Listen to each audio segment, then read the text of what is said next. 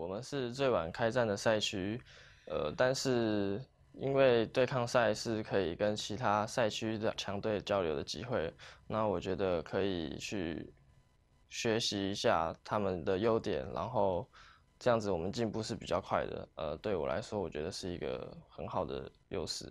对于 Africa 这支战队，我觉得他们每个个人的操作实力都是非常强的，尤其是他们的上路选手 Kiin， 然后是这一季表现非常的亮眼，然后是我非常欣赏的一位选手。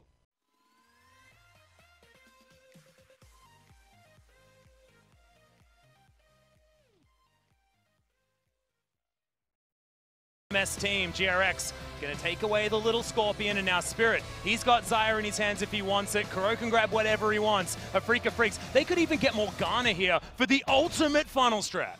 Whether they take Sejuani now or not will actually be an early spoiler to me and you and I would say, of whether it's going to be Xayah Khan funnel. I think it will be. Spirit has Ignite, also usually a spoiler, but the reason why I say that is Sejuani is seen in Korea as a winning matchup into Skarner for the longest time, because whenever there's an objective match, you just ult the Skarner and then smite away the objective. You always go for the Skarner first and try to trivialize the Skarner ultimate as kind of a required thing. You're just using it defensively so you don't die. So they actually take Darius, which may end up being a pick for multiple different people on this team. It's a bit of a blocker for the Mundo. Maybe they don't even have to ban Mundo. On the side of GRX, what have they claimed? Well, the reliability of their engage is certainly higher. And usually when we see something like the Morgana, which may in fact be Stitch, an old player from Samsung Galaxy, picking that one up, that would mean probably another melee carry to get more damage out of the lineup for GRX. We have to remember that Kuro can play anything on that bottom side of the map, assuming that's where he's going. The dude has a pretty extraordinary champion pool. We really need to assume nothing about what's going on for the side of the Afrika Freaks. So many different things they could do. And that is why, to me, Xayah Khan flex on the blue side is insanely scary, because either you opt into funnel or you opt into beefing up your bot lane so you don't lose to Xayah Khan. Something that can be a funnel, but also a win. As TuSin locks in what he wants to take, it's not going to be a Tahm Kench, it's not going to be a Morg, but it certainly could be his infamous Shen. Still does leave things a little bit up in the air, but I don't think we're going to have Jungle Shen in this particular meta. It seems like Syndra Shen, the Darius in the top lane, and Xayah Khan as the funnel. Now, you could have Syndra in the top lane. Sounds like a ridiculous thing, but we had it into a Darius already in the LCK. That was played by Hanwha Life Esports, one of our top 5 teams over in Korea, the former Rocks Tigers. So let's see what happens here. So many different things going on. Opting into Mundo versus Darius is some big spheres, as Syndra would look at it, but he's going to go for it anyway. Interesting little choice here from GRX. They do it for the composition, because there is always that chance you get enough items on Mundo, you run at Syndra, you run at Xayah, you just effectively body block them out of a fight. That's what Mundo does best. But on a simple level, you're going to have to hope your jungler's camping top lane, otherwise Xayah Khan farming, and Darius going to have a free lane against the Mundo. Yeah, and also you've got Kuro and TuSin down towards the bottom side of the map. This could be the opportunity for GRX. Of course, even with Kramer on the side of GRX, this might be one of the fancy answers we're going to see to the funnel, having this duo lane here. Assuming that bottom lane's going to be okay, is Koala taking some damage, but Black Shield stopping him from getting knocked up. Still has to flash as now Stitch. He has to deal with it. Not a lot of mana here as TuSin. He could get the flash to get in there. You were talking about the flash taunt does come in. We've got the knock-up from the grand entrance. The Ignite is down. Ultimate comes in from the Darius, and he's going to pick up the kill as well. It's Kiin. He's on the board.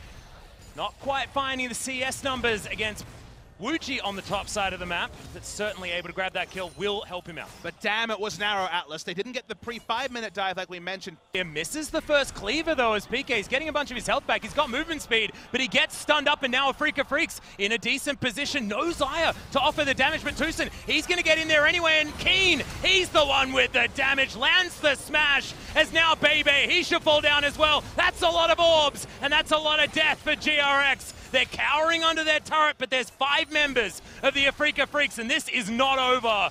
Probably should just take the turret, but they're still posturing for more damage.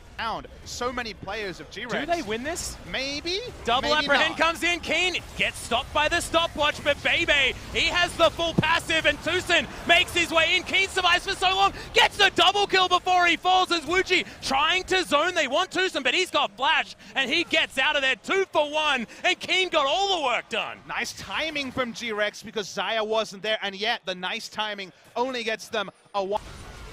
Who's just going to solo kill the Mundo? didn't have very much time to play-by-play that particular 1v1.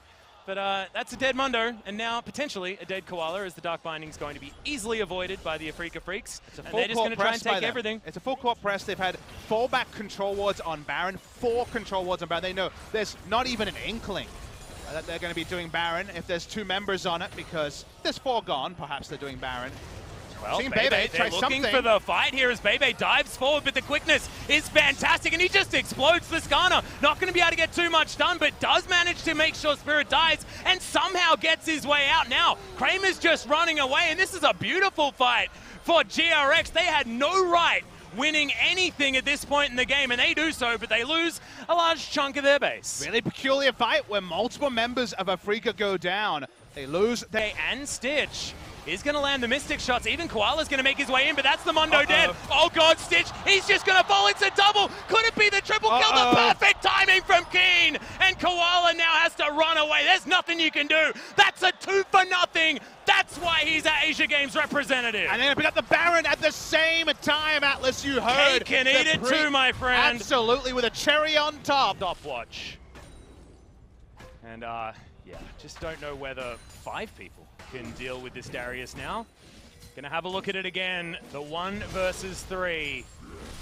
My favorite thing about this team fight is that the entire time he has his stopwatch open. When will he use it becomes a question, but he's got the Sterix already. This is Darius getting resets, and he doesn't even die on the back end. Comes in, they're trying to go for this fight, but Kramer is going to get out of the way of the Soul Shackles and now able to pick up the kill against the Morgana. It's all going wrong for GRX, but has it already before that. Kiin popping off in the fight. He picks up the double kill. It's a double for Kramer as well, and they just let the Skarner go. They want to take down these structures. They want to get out of this game and claim their first win at Rift Rivals 2018.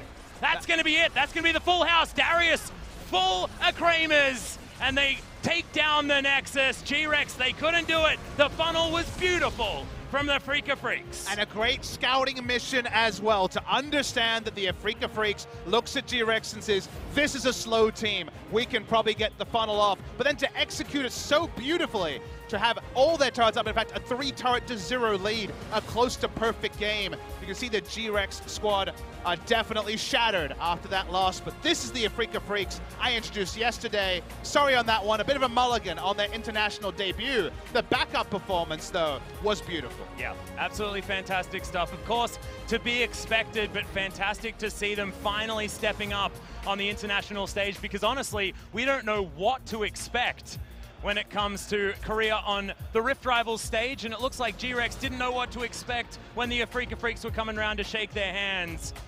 Going to now, it was a deserved win and a strong win from Afrika. Our Korean LCK experience is if you leave Xayah Rakan open for a team on either side of the draft, you lose. It's why we've seen so many Xayah takeaways by the LCK teams from other regions going, wait, we can't give over Xayah Rakan. Our scrims, our stage experience has shown us what will happen if that happens. They get it here, they're able to pilot it. This time Spirit on the Rakan, not even Tucson, famous for the pick. A bow to the crowd from the Afrika Freaks. It sets the stage for that final match. It's all going to be about RNG against Kingzone once again. It was the one match in MSI that was going to crown a winner. It's going to